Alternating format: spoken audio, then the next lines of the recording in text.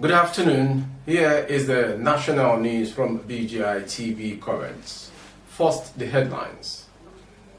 FG hands over 1,618 civil servants with fake employment letters. Kogi Governor Bello returns to Lokoja, debunks death rumors. National Guards opened fire on supporters of President Bazoum. On sports, MPFL increases prize money to 150 million. I am Morire Rabila Lawa. The news in detail. About 1,618 civil servants with fake employment letters have been uncovered by the federal government. Folashade Yemi, head of civil service of the Federation, announced the discovery on Tuesday while speaking with journalists ahead of the 2023 Civil Servants Week. According to information, he said the civil servants with fake employment letters were detected after the introduction of control mechanisms to address loopholes identified in the Integrated Personnel and Payroll Personal Information System. She said the inauguration of Committee on Enrollment of newly recruited civil servants and other initiatives brought about the detection of 1,618 fake illegal employment letters, continuous suspension of officers from Icpc platform for not uploading their records, and verification of 69,854 officers across the core MDAs in FCT and 6 geopolitical zones. Yemi said the affected workers have been suspended from the IBPIS platform and have been handed over to the Independent Corrupt Practices and Other Related Offences Commission, Icpc, for proper investigation and prosecution. She added that the committee is working towards salary harmonization in the civil service and an upward review of staff duty toll allowance. According to the head of service, the government will get assurance coverage of the federal civil servant from February 9, 2023 to February 9, 2024. She said efforts are on to ensure the payment of the backlog of death benefits to over 1,500 deceased officers to their beneficiaries from 2021 to date. Governor Yaya Bello on Wednesday returned to Lokoja, Kogi State, amid rumors about his death. However, in the past few days, rumors emerged in some sections of social media that the governor was in critical health condition, and some quarters ever claimed that he had passed away.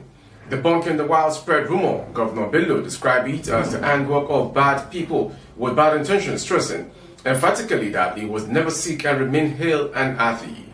The governor assured citizens that after a long week of engagement in Abuja, he was back to resume his duty fully with a renewed vigor in stamping out crimes and criminality in the state. Bello was received back to Lokoja amid wild jubilation by his teaming supporters, who waited at strategic points to catch a glimpse of him while the entourage moved slowly to the government house, Lokoja.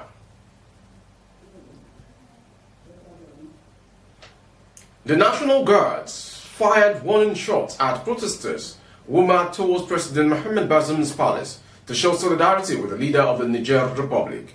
The Guards on Wednesday moved against President Bazoum in an apparent coup attempt. The President's office Twitter account said that the Presidential Guards engaged in an anti-republican demonstration and tried in vain to obtain the support of the other security forces. It added that Bazoum and his family were well after news agencies quoted security sources as saying that the guards were holding Bazoum inside the presidential palace in the capital, Niamey. The palace and ministers next to it had been blocked off by military vehicles on Wednesday morning. Staff inside the palace were also unable to access their offices, but there was calm elsewhere in Niamey. There was also a directive from the army for troops loyal to Bazoum to remove and moved in to quell what seemed to be a coup attempt. However, as of the time of filing this report, President Bazoum is still being held at gunpoint.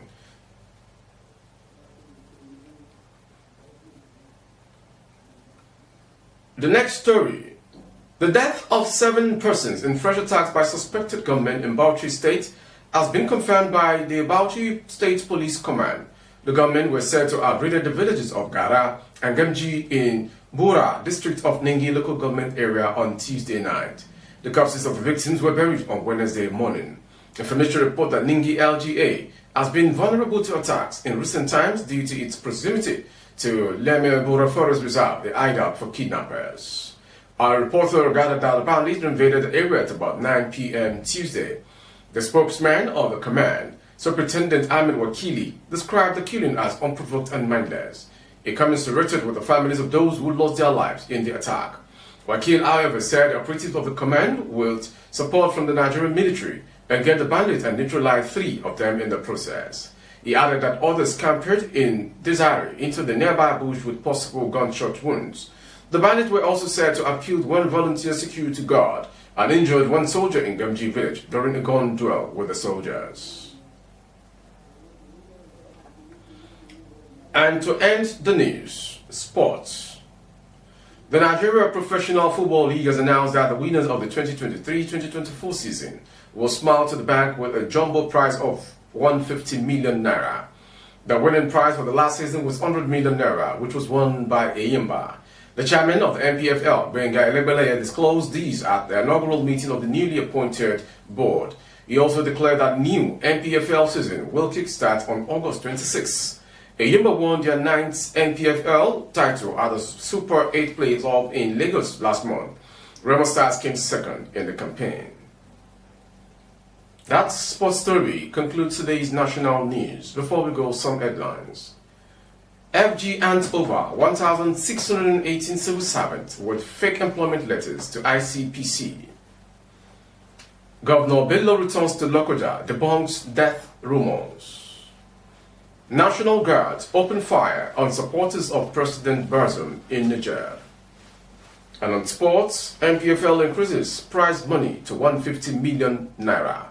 For more updates of our broadcast on YouTube, our handle is BGI TV Current. Kindly subscribe and click on the notification bell. Select option all to access all of our broadcasts. On Facebook, Bagede Imo with Alawiye Adebayo. Please like and follow the page. Thank you for watching. I am Morire Rabila Lawal. Good afternoon.